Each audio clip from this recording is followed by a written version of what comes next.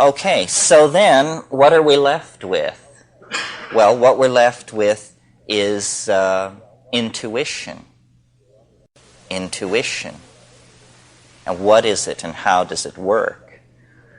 Well, it's a feeling into things that comes to answers and leaves no trail. That's the thing. It leaves no trail. So you have it, but you haven't the argument for it. And so its power must reside in its truthfulness. So the power of intuition lies in its ability to express truth in contravention to the forward flow of logic and casuistry. Well, is it always to be this, you know how the Tao is presented as this Eastern concept that you can barely wrap your mind around and that hovers at the edge of intelligibility? Well, really, in these so-called obscure Oriental philosophical stances always turn out to have a corollary in Western thinking, and the corollary to the Tao, to Taoism, is intuitionalism, is, you know, an ability to sense the constraints and opportunities in the moment and act through it. Intuition. And intuition is always presented in the dominator society as 1 vague, 2 feminine, 3 unreliable. But this is simply because of this bias toward deductive and inductive systems whose falsity I have just demonstrated to you. In fact, in the felt domain of experience called living, intuition is how most of us, even the most self-defined as non-intuitional, are operating. Intuition is a kind of field processing of both the foreground and the background of experience. It's a gestalt understanding that is subliminal and that leads the whole organism through an invisible set of creodes towards the maximizing of some kind of a goal. Science runs on induction, which is a very low-grade form of logic. It means you do something over and over again, and if it happens the same way 100 times, you have confidence that the 101st time it will happen the same way. Intuition doesn't work like that. Intuition, as I said the other night, leaves no trail. And most of us are accustomed to thinking of intuition as something feminine, mysterious, unexplainable, and sort of magical. And also, I think, because we live in a male-dominant society, we undervalue it. If someone claims intuition, our position is probably one of prove it, doubt in the face of the assertion, you see. But there's an interesting thing about intuition that I don't think many people understand or have bothered to look at, which is, did you know, I'll bet you did know, mathematics is based on intuition.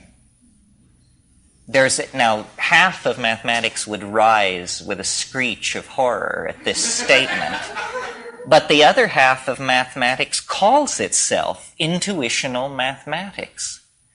Okay, well now what's going on here? Probably if you are not a professional philosopher of science, you are accustomed to associating mathematics with science rather closely.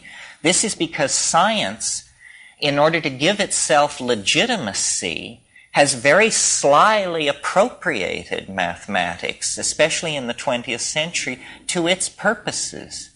But if we talk about what is called pure mathematics, which is the great love of mathematicians, the other kind of mathematics is applied mathematics, and that's for engineers and technologists and is not, what moves them to the edge of their chair. But if we think about pure mathematics, it is an activity carried on in the mind. based on deductive truth. Deductive, not inductive. In other words, a statement is made. It can be anything. All grays are non-X. This is just a statement. We don't yet know what this is going to be about. All grays are non-X. All greens are F sub 1.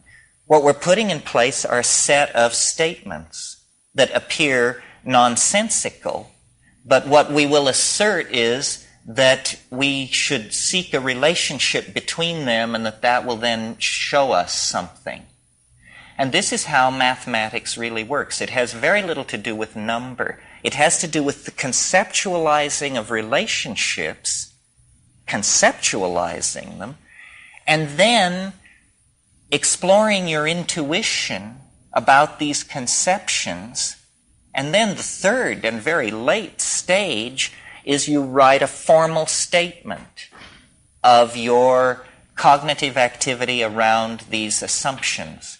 So you see, mathematics is entirely intuitional. It leaves no track. It is drawn from this other domain.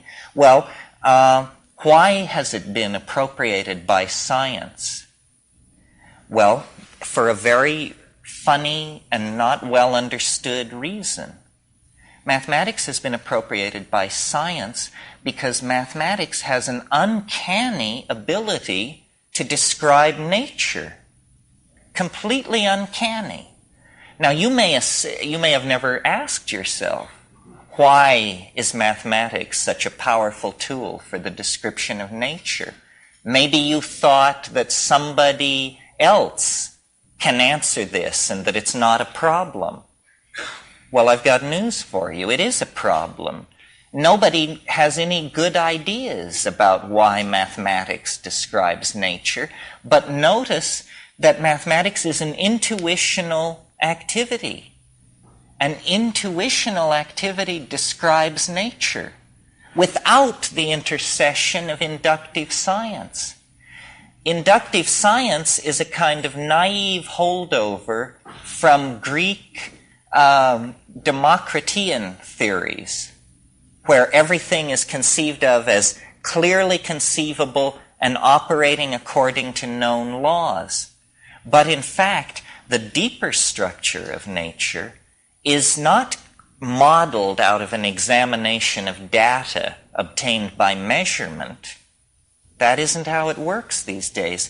The deeper description of nature is achieved by taking weird objects from the frontiers of mathematics, these things dreamed up in the confines and depths of the human mind and inside computers, and then laying them over nature and seeing, my gosh, there's a one-to-one correspondence between, let us say, the multidimensional catastrophes described by René Thom and the dripping of a faucet, the turbulence in a brook, the voting patterns in a ghetto.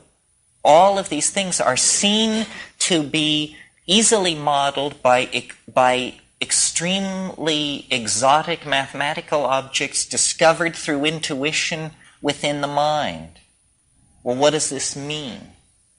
Well, it means, if it means anything, I mean, before we draw the deeper conclusion, what is the conclusion on the surface? It must be that the unaided human mind is more capable of correctly modeling nature than the human mind that works through the methodological inductive approach called science. And in fact, this is clearly true because the world described by science, a scientific description of this room, would say very little about all the important things going on in it. A scientific description of this room would leave out personality, would leave out linguistic intent, would leave out the uniqueness of each of us. For science, we are merely members of the human species. Again, this flattening, this reductionism, this betrayal of the quintessence of the phenomenon in a desperate effort to achieve closure in the modeling process. And so then you do achieve closure, but the model is always inadequate. It's always inadequate. So then there's this sense of frustration. We can't get closure with the model unless we tell a lie, unless we deny the complexity, the interrelatedness, the soulness, the spiritness, the mindfulness. All of these things are, for science, what are called secondary properties. They are epiphenomenal. They are only an aspect of your point of view, like an iridescence on a butterfly's wing or something like that. In fact, that is the classic reductionist definition of consciousness. It is an iridescence that appears on the surface of neural processing that we mistake for true being. And yet somehow we are embedded within this iridescence, and it is from within this iridescence that we launch the descriptive models that then deny our existential validity. Well, so this has been an onanistic exercise, is one way of putting it, and there must be others. Okay, so then what is the path of intuition in relationship to nature that is different from the path of science? In a way, it's only a shift of emphasis. William Blake said, attend the minute particulars. Attend the minute particulars. This is very good advice for science, and it is very good advice for mathematics. And what I'm suggesting here tonight is that we have misconstrued mathematics and have bought the notion that it is a part of science, when actually it stands ready to empower intuition and to sweep science, if not away, at least into a more proper role, more befitting its extremely limited application to the higher orders of reality that we really care about. I mean, science is really, it's the plumbing level of reality.